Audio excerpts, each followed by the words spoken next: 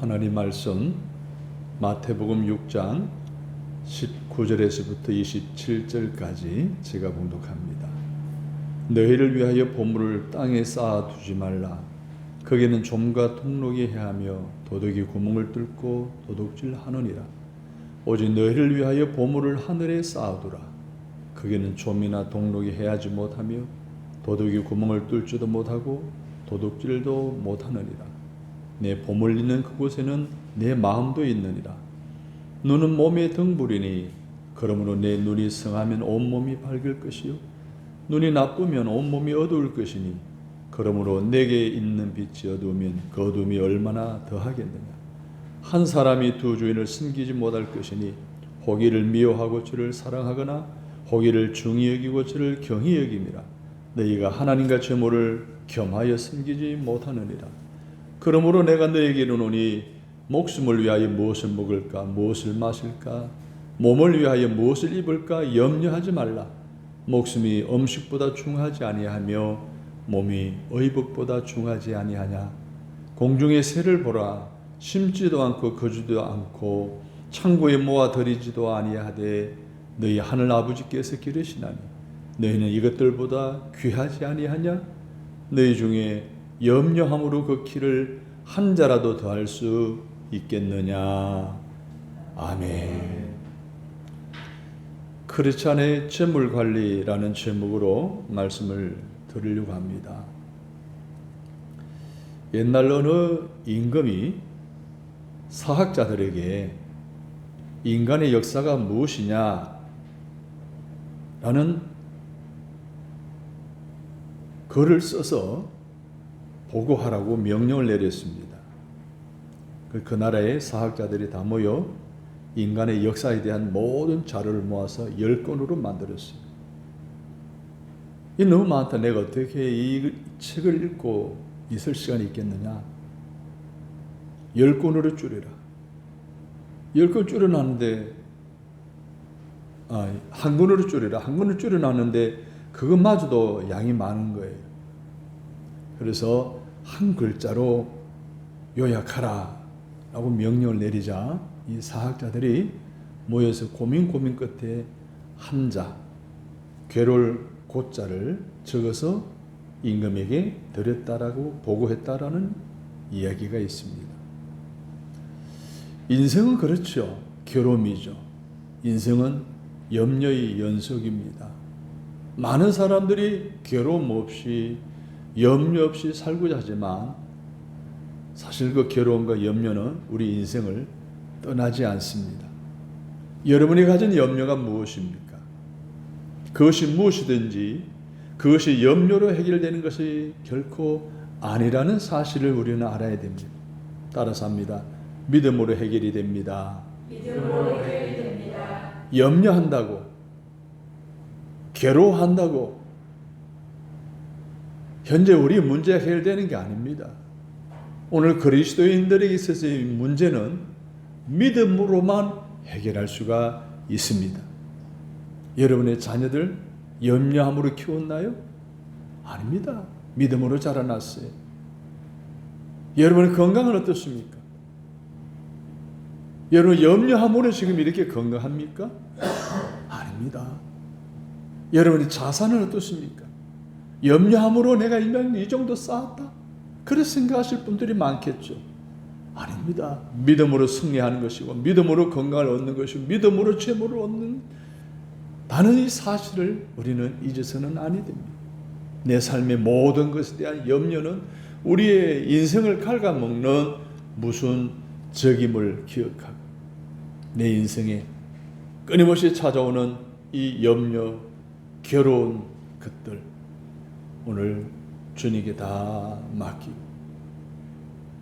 믿음으로 극복에 나아가 날마다 매일매일의 삶 속에 간증하며 살아가는 저와 여러분 되시기를 주님의 이름으로 소원합니다. 오늘 본문은 우리에게 두 가지 교훈을 주고 있습니다. 하나는 하나님으로 주신 이 재물을 어떻게 관리하는 것이 잘하는 것이냐라는 두 가지 메시지를 주고요. 그 말씀대로 관리했을 때에 하나님께서 더 이상 우리로 하여금 염려하지 않도록 모든 필요를 채워주신다고 교훈해 주시는 것이 마지막 우리에게 주시는 교훈이고 메시지의 말씀입니다. 그러면 오늘 하나님 우리에게 주신 재물을 어떻게 관리해야 되는지 첫 번째는 우리에게 이런 말씀을 주고 있습니다. 너희는 하나님 주신 재물을 땅에 쌓아두지 말고 하늘에 쌓아두라 라고 이렇게 재물을 관리할 방법을 일러주셨습니다. 그럼 보물이 뭡니까 여러분? 보물이 희귀한 거예요. 값진 거예요. 또 소장할 가치가 있는 거예요. 이런 걸 보물이라고 그래요. 예를 들면 희귀 광물질, 운석을 우리 보물이라고 그러죠. 뭐 텅스턴도 보물이, 히토리도 보물과 같아요. 또 옛날 화폐, 희귀한 가치 있는 것들, 또 옛날 왕실이 쓰던 여러 가지 왕관이나 귀족들이 쓰던 그 귀한 것들, 또 요즘으로 말하면 신지식, 과학적인 지식, 이런 것이 오늘 우리의 삶에 있어서 보물이지요. 그런데 그 보물을 땅에 쌓아두지 말라는 거예요. 하늘에 쌓아두라는 거예요. 그런데 19절과 20절 첫머리에 보게 되면 누구를 위하여? 너희를 위하여 하늘에 쌓아두라는 거예요. 너희를 위하여 땅에 쌓아두지 말라는 거예요. 그러니까 보물을 하늘에 쌓아두는 이유는 우리가 생각할 때 하나님을 위해서라고 생각하는데 그게 아니라는 거예요. 하나님 주시는 분이죠.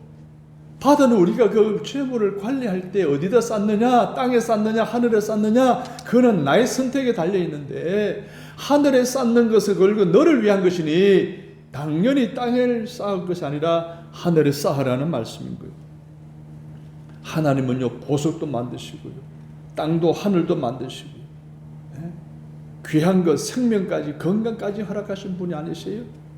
그분은요, 그런 보물이 필요 없으신 분이에요. 보물 모으는 취미도 없으신 분이에요.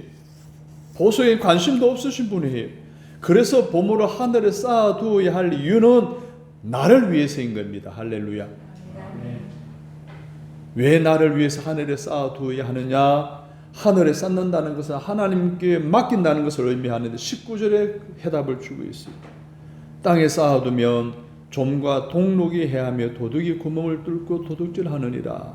20절을 보면 하늘에 쌓아두면 거기는 좀이나 동록이 해하지 못하며 도둑이 구멍을 뚫지도 못하고 도둑질도 못하느니라. 좀은요, 웬만한 나무, 옷 다 갉아먹습니다. 동록은 뭐예요? 철에, 쇠에 녹이 쓰는 것을 말하는 거예요. 또 보관해 놓잖아요. 도둑이 와서 도둑질해 간다는 거예요. 그럼 왜 하늘에 쌓아둬야 되냐?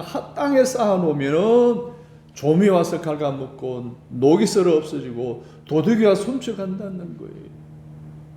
여러분, 은행에 가면 대여 금고가 있습니다. 일정한 돈을 내면 은행에 비치되어 있는 안전한 시스템에 놓여 있는 금고를 우리가 사용할 수가 있습니다. 이게 안전하다고 선전을 하잖아요. 정말 안전하다고 그래요. 근데 진짜 안전합니까? 지난해 10월 19일 날 프랑스 수도 파리에 있는 러브르 박물관 도난 사건이 있었잖아요. 나폴레옹 왕 당시에 쓰던 왕실 보호서 8개, 시가 1,500원어치 아침에 사라져버렸어요. 그렇게 자랑하던 그 값진 보화와 보석들이 가득한 러브르 박물관이 그 안전 시스템을 무너뜨리고 말한 거예요.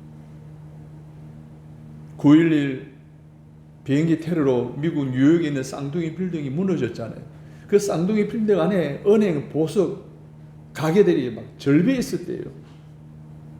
그런데 그 발굴하면서 뭐 돈이 나왔다거나 금고가 그대로 안전했다거나 다이아몬드 반지들이 그대로 나왔다거나 그런 소리 들어본 적 있습니까? 무너져 완전히 다 사라져버렸어요. 사람이 시체조차도 찾을 길이 없는데 무슨 거기서 보석을 찾을 수 있겠어요? 하늘과 땅, 우리가 믿는 땅에 쌓으면 모든 것이 다 안전하고 유지될 것 같지만 그렇지 않다는 거예요. 성경에서 그것을 말씀해 주고 있어요. 베드로후서 3장 7절에 보면 한번 다 찾아서 성경을 확인해 보도록 하겠습니다.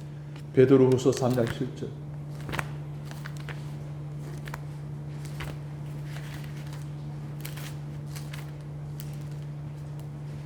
(386쪽이) 되겠습니다. 7절 같이 읽습니다. 이제 하늘과 땅은 그 통일한 말씀으로 불사르기 위하여 보호하신 바 되어 경건하지 아니한 사람들의 심판과 멸망의 날까지 보존하여 두신 것이니라. 언제까지만 보존해 주신다는 거예요? 심판 날까지만. 예.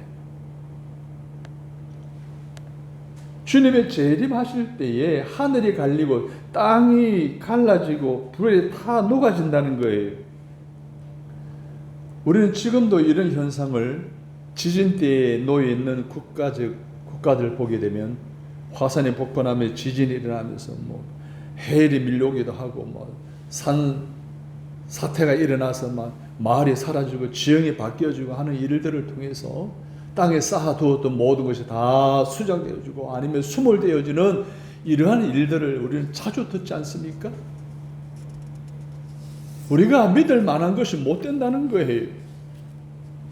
여러분 잘 아는 대로 로마 시대에 폼베이 도시가 1592년도 운하건설 도중에 발굴이 되죠. 그 국가적으로 발굴을 해서 관광지로 만들어 놨어요. 그가 뭡니까? 사람이 그저 화석이 된 채로 있는 거 하며, 그죠? 거기서 보석은 찾아볼 수가 없어요. 보화는 찾아볼 수가 없어요. 우리가 그렇게 안전하다고 하는, 그래서 땅에 쌓아놓는 모든 것은 다 마지막 심판 때까지만 유지될 뿐이지 그 이상 다 사라져버리고 만다는 거예요. 그래서 베드로후서 3장 11절을 같이 읽습니다. 방금 읽었던 9절 11절 시작. 이 모든 것이 이렇게 풀어지리니 너희가 어떤 사람이 되어야 마땅하냐. 아멘. 이렇게 풀어진다는 거예요. 하늘이 갈라지고 땅은 불타버리고 모든 것이 풀어진다는 거예요. 죄만 남는다는 이야기예요. 이럴 때에 너희가 어떤 사람이 되어야 마땅하냐 라고 말씀하고 있는 거예요. 땅은 불타버리고 마는 거예요. 땅은 녹아져 없어지는 거예요. 그래서 온갖 갇힌 것들이 영원히 보관할 창고도 오늘도 되지 못한다는 사실이. 그래서 우리 주님께서는 오늘 본문에서 너희는 보물을 땅에 쌓아두지 말고 하늘에 쌓아두라 라고 하신 거예요. 그럼 하늘에 쌓아두면 어떤 일이 일어납니까? 어떻게 됩니까? 21절을 보십시오.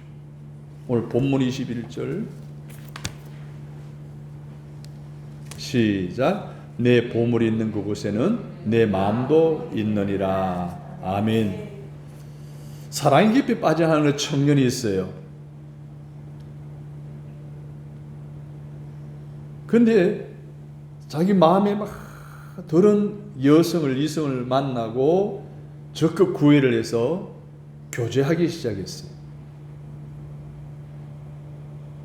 교제하면서부터 회사에서나 집에서나 가슴이 두근두근, 항상 눈만 감으면 그 이성이 눈에 떠오르는 거예요. 어쩔 때 견딜 수가 없어요.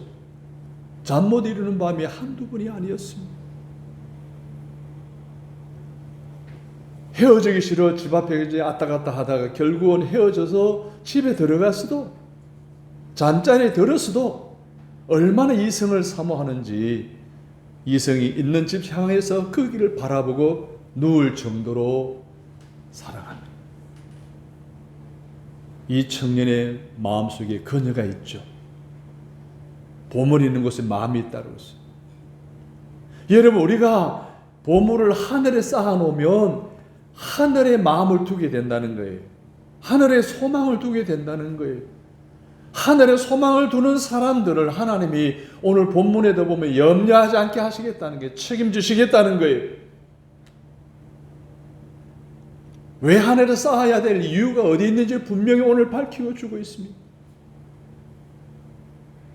돈이나 보수가 내가 지니고 있으면 불안합니다. 생명의 위협을 느낄 수도 있습니다. 그러나 은행에 맡기면 더할 나위 없이 안전하고 편안하져요. 보물뿐이겠습니까? 나의 보화, 나의 귀한 것, 나의 생명, 건강, 이 모든 것 하나님께 맡기면 어떨까요? 베드로전서 5장 7절에 보면 너희 염려를 다 주께 맡기라. 이는 그가 너희를 돌보심이라. 염려를 주께 맡기라는 거예요. 내가 가진 것들로 인한 염려를 주께 맡기면 하나님 돌봐주시기 때문에 내 삶이 편안하고 안전하게 인생을 살아갈 수 있다는 것을 오늘 베드로는 분명히 확실하게 말씀해 주고 있습니다. 그렇습니다. 은행 금고는 값비싸고 귀한 보물 정도 맡아주지만 쓰레기 같은 것, 휴지, 박스 이런 거 맡아줍니까? 안 맡아줍니다. 근데 우리 하나님은 우리가 하늘에 쌓아두는 모든 보물까지 다 맡아주실 뿐만 아니라 내 인생의 쓰레기 같은 여러 가지 염려, 근심, 걱정, 불안, 질병, 자녀의 문제, 가족의 문제, 내 사업장, 직장의 문제까지 다 하나님 맡아주시는 줄로 믿으시면 아멘.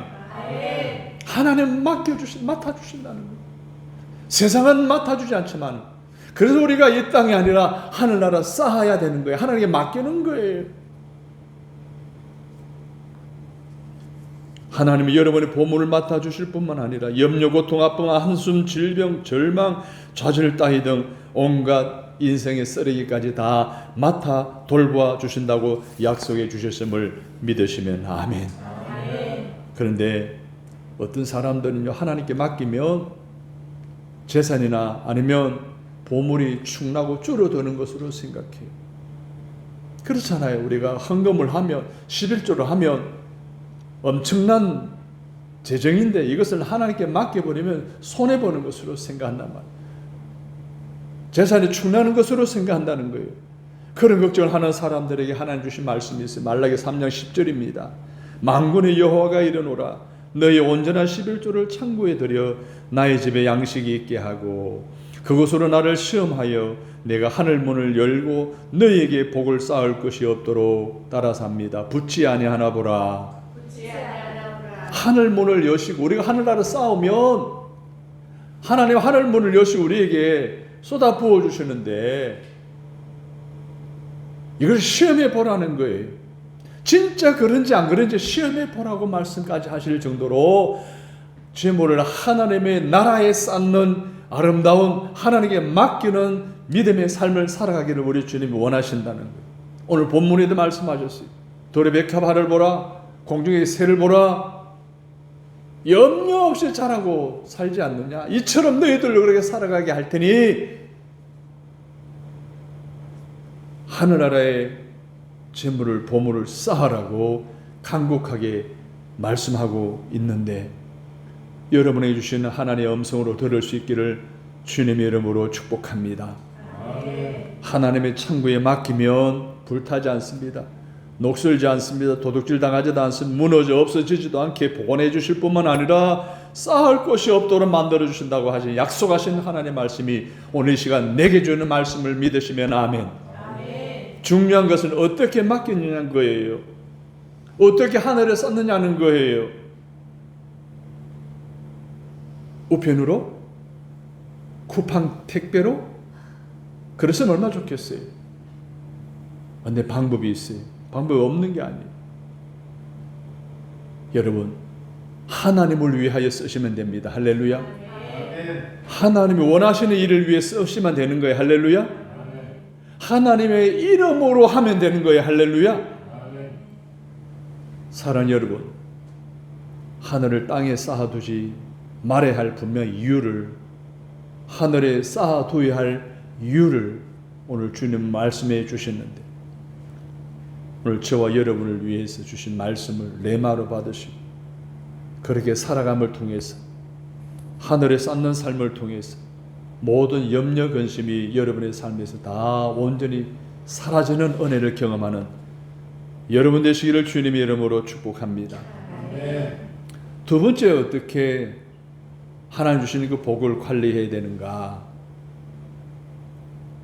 세상과 하나님, 재물과 하나님, 이 두 주인을 섬기지 말고 한 주인만을 섬기라, 이렇게 말씀해 주셨습니다. 24절을 보십시오. 한 사람이 두 주인을 섬기지 못할 것이니 혹이를 미워하며 저를 사랑하거나 혹이를 중히 여기고 저를 경히 여김이라. 너희가 따라서 합니다. 하나님과 재물을 겸하여 섬기지 못하느니라. 뭐 자녀나 친구나 이웃이나 형제나 여러 명이면 좋습니다. 여러 명일수록 더 좋죠. 그러나 아내나 남편은 여러 명이 많은 문제가 생깁니다. 요즘 핫한 영화 있죠. 왕사남, 혹시 보셨나요? 저는 인터넷을 줄거리만 좀 봤는데요. 세종대왕의 친손자 단종이 10살 때에 숙부 수양대군이 기후정난을 일으켜서 왕권을 찬탈하고 단종을 어떻게 합니까? 유배지 보냅니다. 영월이죠. 청년포라고 하는 곳이 관광지, 저도 한 가본 적이 기억이 나는데, 거기서 이제 결국 사역을 받고 죽게 됩니다. 어린 날 16세 죽습니다. 자, 그 배후에 보게 되면 여러 가지 많은 문제들이 있는데 가장 심각한 문제가 있어요. 조선왕조 27대 손인데 27명의 왕이 있었는데 정비에서 왕의 본 부인에게서 낳은 아들이 왕이 된 것은 7건밖에 되지 않는데요. 나머지는 다 뭐예요? 후궁이나 또 그 다음 단계의 왕비들에 의해서 낳은 자식들이 왕이 되었다는 이야기예요. 그런데 그 조선왕조 시대가 어떻게 했어요? 궁궐에서의 암투, 갈등, 시기, 질투, 이걸로 인해서 얼마나 시끄러웠겠어요. 그래 나라는 어지러울 수밖에 없었다는 거죠. 남편 아내는 하나씩 해야 돼. 신앙생활도 마찬가지예요. 어떤 사람들은요 2개, 3개 교회에 적을 두고 다니는 사람들이 있어요.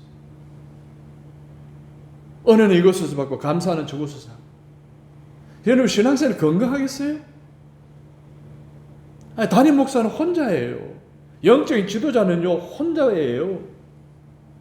부목사들이 아무리 많아도요 담임 목사는 혼자예요. 담임 목사 여러 명 돼 보세요. 교회가 어떻게 되겠어요? 또 어떤 가정들이 이런 가정들이 있어요. 아버지는 이 교회, 어머니는 저 교회, 자식들은 저 교회. 여러분 안 다니는 것보다 좋지만은 자기 원하는 교회 가는 것도 좋지만은 그러면 뭐 대화가 안 되죠. 사랑하는 여러분, 두 주인을 섬길 수 없는 것처럼 우리 신앙생활은 또 마찬가지인 것처럼 한 곳에 마음을 정하고 최선을 다하시는 여러분 되시기를 바랍니다. 오늘 본문에 이렇게 말씀하고 있습니다. 따라서 합니다. 하나님과 재물을 겸하여 섬기지 못하느니라. 하나님과 재물, 하나님과 권력, 하나님과 사랑, 하나님과 명예, 하나님과 세상 중에서 우리는 양자택일을 해야 합니다. 그렇다고 해서 재물이나 명예나 권력이나 사람이나 이런 것을 관심 없다, 필요 없다라고 하는 것은 아닙니다. 중요한 것은 우선순위의 문제인 거예요.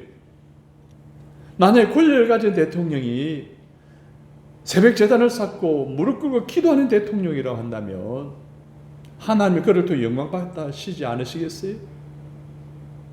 대기업의 회장이 10의 3조를 하고 교회를 세우는 데에서 헌신하고 그렇게 한다면 얼마나 교회에 큰 힘이 되겠어요?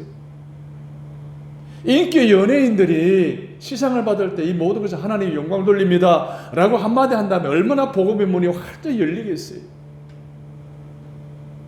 문제는 그 돈이나 명예나 권력이나 인기 때문에 하나님을 우리가 멀리 한다면 하나님이 그 사람들을 멀리하는 그 사람들을 버리신다는 거예요.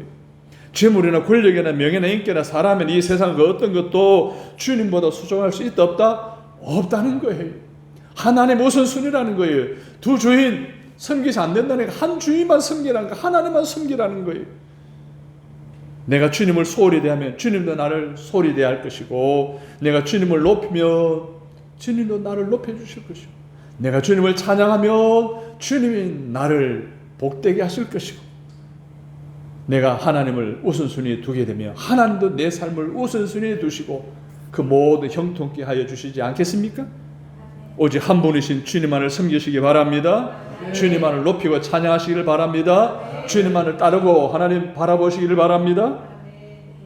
시편 145편 1절에 왕이신 나의 하나님, 내가 주를 높이고 영원히 주의 이름을 송축하리이다 라고 찬양했습니다. 우리도 왕이신 주를 찬양하시기를 바랍니다. 왕이신 나의 하나님, 내가 주를 높이고 영원히 주의 이름을 송축하리이다. 오직 하나님 우선순위, 하나님만 높이고 찬양하고 그분을 바라고 그분을 따라가는 매일매일의 삶을 하나님의 염려 근심 없게 축복해 주실 줄로 믿으시면 아멘. 세 번째로, 그러므로 목숨과 몸을 위한 의식주 문제로 염려하지 말라라고 말씀해 주셨습니다. 오늘 본문 말씀 보게 되면 염려라는 단어가 두 번 나옵니다. 염려하지 말라는 동사가 또 한 번 나옵니다.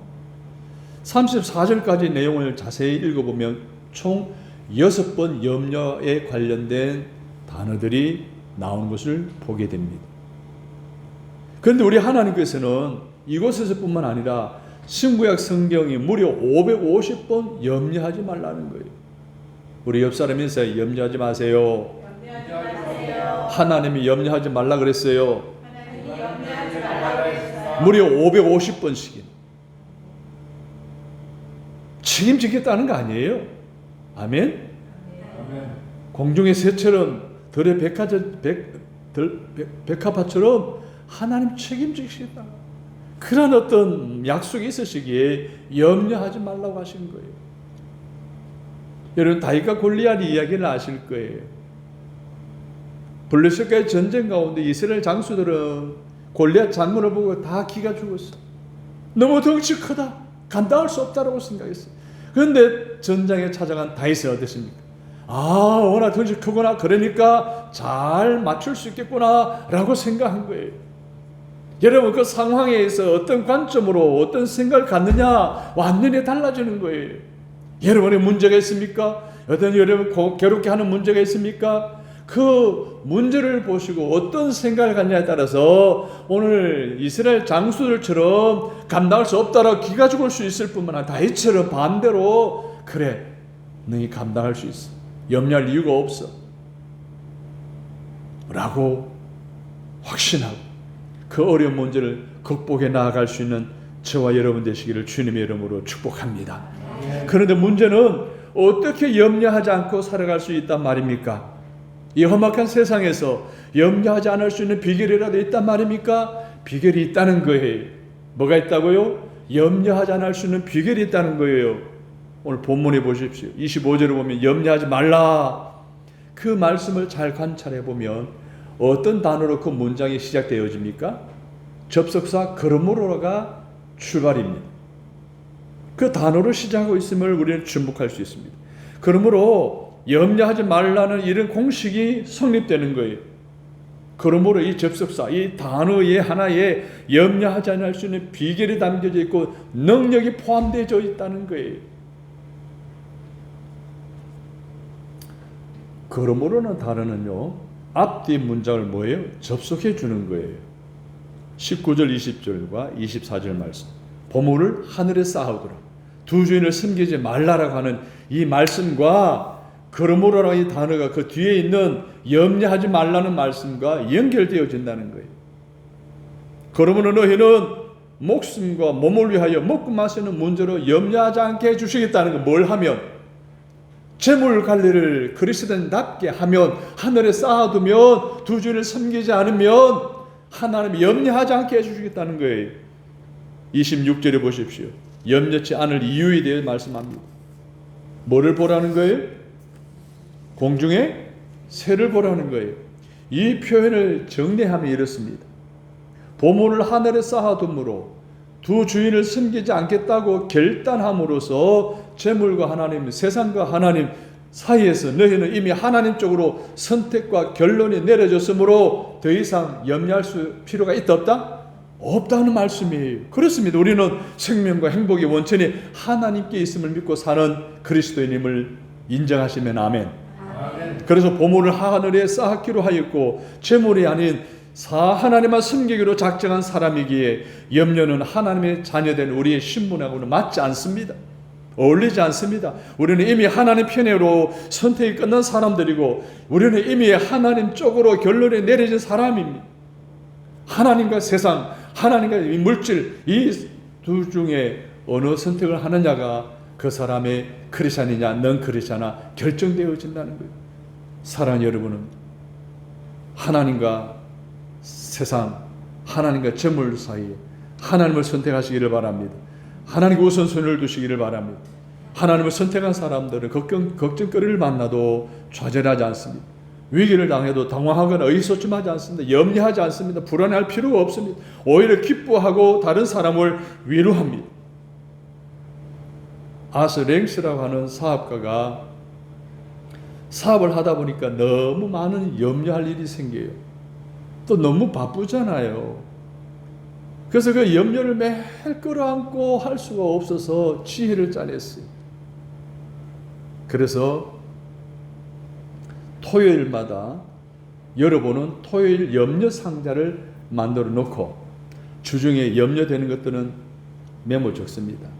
그리고 상자에 넣으면서 하나님 잠시 보관해 둡니다. 내가 토요일 이것을 꺼낼게요 하고 주중에 염려한 일이 생길 때마다 메모에 적어서 상자에 넣습니다. 근데 토요일에 대해서 그 상자를 열어보니까 놀라운 일이 났습니다. 어떤 내용인가 하면 큰 염려거리로 생각되었던 염려되는 문제들이 이미 다 해결된 것이 40%나 되더라고요. 또 20%는 쓰잘데없는 염려했던 것들이잖아요. 염려하지 않아도 되는 것들에 대해서 염려했더라고요.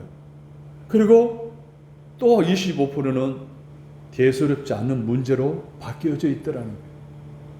나머지 10%는 가지고 주일날 예배당에 나가서 기도를 하나님께 맡기고 하나님이 해결해 주시는 것으로 다 해결했다라는 그런 간증을 그의 자서전에 쓴 내용이었습니다. 사랑하는 여러분, 우리도 토요 염려 상자를 하나 만들어 볼까요? 참 지혜롭지 않아요? 염려할 수밖에 없는 인생이라고 한다면 여기서 하나님께 맡길 수 있는 믿음을 우리에게 주셨는데 끙끙 끌어안고 짊어지고 가는 것보다는 하나님께 토스하는, 하나님께 맡기는, 하나님 의지하는 지혜가 우리한테 있기 때문에 공중의 새처럼 우리가 염려하지 않고 살아갈 수 있는 줄로 믿습니다. 그런데 오늘 성경에 보니까 공중의 새를 보라라고 말하고 있어요. 26절을 보십시오. 공중의 새를 보라, 심지도 않고 거주지도 않고 창고에 모아들이지도 아니하되. 곡간이 있어요 없어요? 없어요. 농사 지어야 안 지어요? 없어요. 하나님이 마련해 놓은 곳으로 날아가기만 하면 되는 거예요. 그런데 새를 보라고 하는 것은 새에게서 배움을 받으라는 말씀이에요. 사랑하는 여러분, 새에게서 배우기를 주님의 이름으로 바랍니다. 새는 뭐예요? 날개가 있습니다. 곡간이 필요해요 없어요? 필요하지 않아요. 하나님 준비해 놓으신 곳으로 날아가면 되는 거예요. 날개를 펴서 높이 날면 뭐예요? 모든 것이 작아 보이는 거예요. 세상이 다 작게 보이게 돼 있어요. 절벽을 만나잖아요. 큰 바위를 만나잖아요. 그냥 넘어가면 되는 거예요. 할렐루야. 두 번째, 새는 어떤 특징이 있어요? 위도 작고 창자도 짧아요. 만약에 새가 돼지처럼 욕심이 많고 소처럼 배가 크다면 날 수 있어요? 날 수가 없어요. 새는요, 대소변, 산란은 한 기간으로 다 해버려요. 그것을 배우라는 거예요. 삶을 단순화시키라는 거죠. 세 번째로는 새는 멀리 보는 원샷을 가졌어요. 벌레는요, 나무 잎만 봅니다. 근데 새는 뭐예요? 원샷을 가져서 멀리 내다봐요. 다른 나무 가지에 붙어 있는 벌레를 보는 거예요. 공중에 날아다니는 곤충을 보는 거예요. 하나님은 탐욕을 버리고 하나님을 믿는 자녀들에게 믿음의 날개를 주시고 믿음을 멀리 보는 눈을 주시는 거예요. 사람들은 그러죠. 옷이 날개라고 그러죠. 여러분, 옷이 날개입니까? 아니에요. 여러분, 따라서 합니다. 믿음이 날개입니다. 믿음이 날개입니다. 믿음으로 나는 거예요. 그래서 남들이 나를 어떻게 보는지 이런 어떤 생각들을 버려야 돼요. 하나님이 나를 어떻게 보느냐에 관심을 가져야 될 줄로 믿습니다. 이런 사람에게 염려가 있을까 없을까요?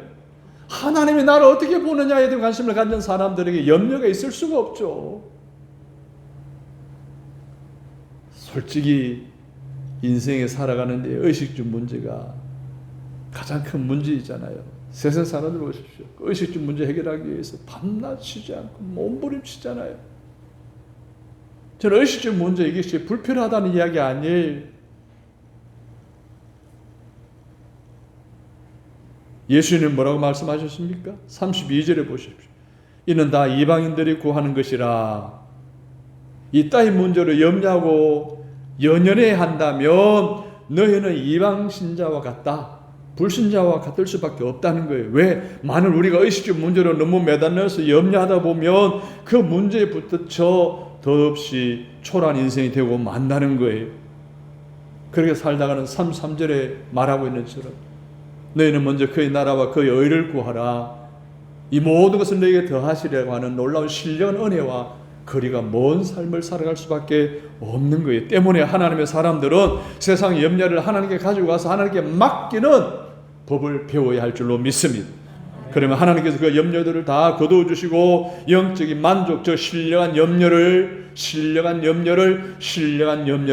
저와 여러분이 주실 줄로 믿습니다. 먼저 그의 나라와 의를 구하는 신령한 염려를 주신다는 거예요. 이런 삶을 살아가기를 원하시면 아멘. 이런 삶을 살아가시를 원하는 이들에게 그러므로 공중의 새에게서 배우라는 거예요. 들의 백합에게서 배우라는 거예요. 이 땅의 문제로 염려하지 말고 신령한 염려함을 통해서 이 세상의 땅의 염려가 더 이상 염려가 되지 아니하는 여러분의 삶이 되시기를 주님의 이름으로 축원합니다. 결론을 내리겠습니다. 평생 5만 번 기도 응답을 받은 조지 물러라고 하는 분이 이런 유명한 글을 남겼습니다. 믿음의 시작은 염려의 끝이요, 염려의 시작은 믿음의 끝이다. 너희가 염려하느냐? 너희 믿음이 죽은 것이다. 너희가 믿음을 가졌느냐? 너희 염려가 죽은 것이다. 사랑하는 여러분, 오늘 저와 여러분의 삶 속에 하나님 허락하신 재물을 어떻게 관리해 나갈 것인지, 그 관리 때문에 염려하고 근심하는 그러한 이 땅의 삶의 수준에 머물 것이 아니라 적어도 그의 나라와 의를 구하는 신령한 염려 속에 살아감으로 도르베카처럼 그리고 공중의 새처럼 아무 염려 없이 먼 곳을 바라보고 소망 가운데 매일매일 승리하며 하나님 복을 누리는 행복한 삶, 평안한 삶을 누리게 되시기를 주님의 이름으로 축원합니다. 하나님 아버지, 공중의 새처럼 들의 백합화처럼 하나님 앞에 모든 염려를 맡기고 믿음과 평안을 얻고 신령한 염려 속에 살아가는 우리가 되어지도록 말씀을 통해서 깨닫게 해주시니 감사합니다. 보물을 하늘에 쌓게 하시고 하나님만을 섬기게 하셔서 그 하나님이 오늘도 우리를 염려를 평강으로 바꾸어 주신 은혜 가운데 거하는 우리 모두가 되게 하여 주옵소서. 예수님의 이름으로 기도합니다. 아멘.